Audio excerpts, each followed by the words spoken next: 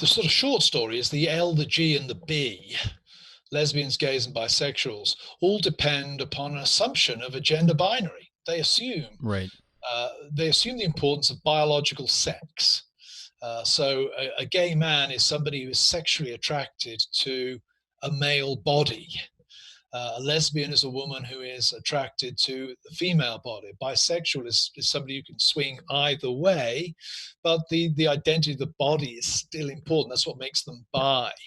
Uh, the Q and the T are different on that front, in that I think with what you have with queer and transgender theory, you really have a press to abolish the idea of the importance of biological sex for identity, period. And so the Q and the T are inherently highly fluid, if not real destabilizing forces within the alliance.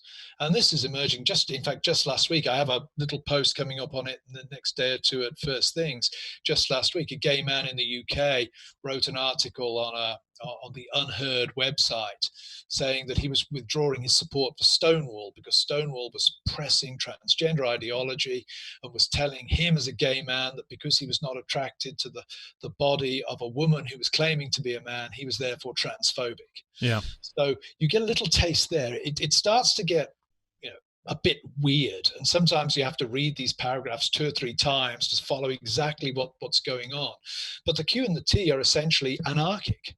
I think the game of queer theory and the game of transgender theory is not uh, to establish something as normative in the way that the L, the G, and the B assume the gender binary is normative. It's to destabilize everything.